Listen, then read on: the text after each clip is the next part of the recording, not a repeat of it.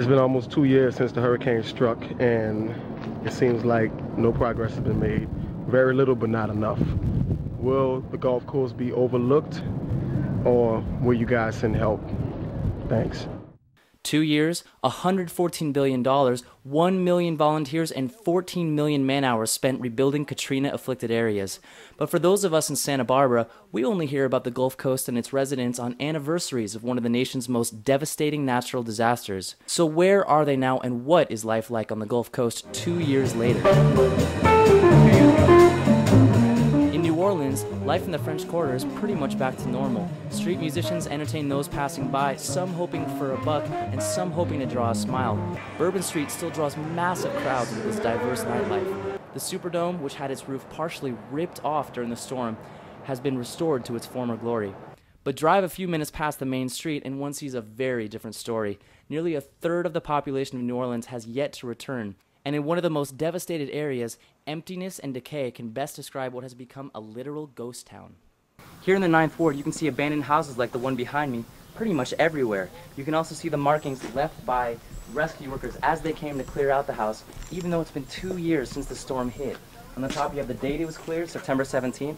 On the left, the name of the group that cleared it out, in this case, a group from California. And on the bottom, you have the amount of bodies that were found. Now this says 0, but we've seen as many as 8 bodies in one house, and that's just down the street. These people also left a message blaming the government for a lack of funding, which is probably why they had to take off. And if you look inside, you can see that what used to be somebody's home has been completely destroyed. But the slow recovery isn't limited to the 9th Ward alone. In another part of New Orleans, Lisa Palumbo's rebuilding effort has stalled while she fights just to collect her insurance. It took us 17 months just to settle with the insurance company over the foundation issue. For Lisa, recovery is anything but easy.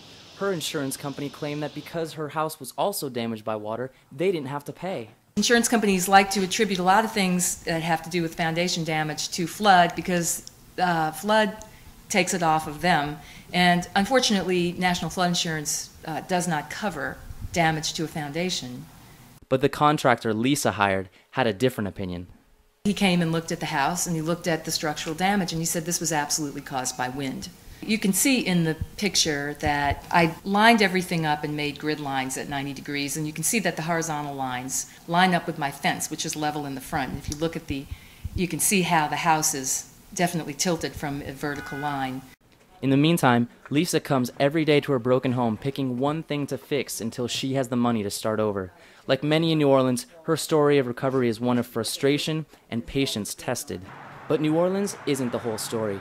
An hour's drive east is Bay St. Louis, Mississippi, which was ground zero for Katrina's wrath. While the hurricane broke the levees and flooded New Orleans, in Bay St. Louis, the 135-mile-an-hour winds completely wiped homes off the map. Even 2 years later, a neighborhood that once had majestic homes is now scattered with rubble and FEMA trailers. For Kathleen Koch of CNN, who was raised in Bay St. Louis and lost the home she grew up in, the tragedy hits close to home. You're there and you know you've got to do your job, and that is the best way at the time that you can help people. But at the same time, you want to rip off that microphone and you want to commandeer your SUV where you've got a little bit of food and water for you and your crew and your producer, and you just want to start driving up and down the streets. In this town ravaged by Katrina, Kathleen's story of personal loss is just one of many. I'll never complain about making a bed again, because you can't even get around that. You got to crawl on it to make the bed, and my wife insists we make the bed every day. If it wasn't for my wife, it would. Where a beautiful house once stood, 2 FEMA trailers occupy Joe D's land. Like many others in his neighborhood, a sign sits out front that lets people know his true feelings about his insurance company. Everybody, it started to be like, instead of Christmas Card Alley at Christmas time, it started to be State Farm Sign Alley. Joe has been waiting 2 years for State Farm to pay him. Like Lisa from New Orleans, his insurance company denied his claim because water was also involved. He hopes he can rebuild his home soon. All we want is what we paid for so we can build our house back and get on with our lives.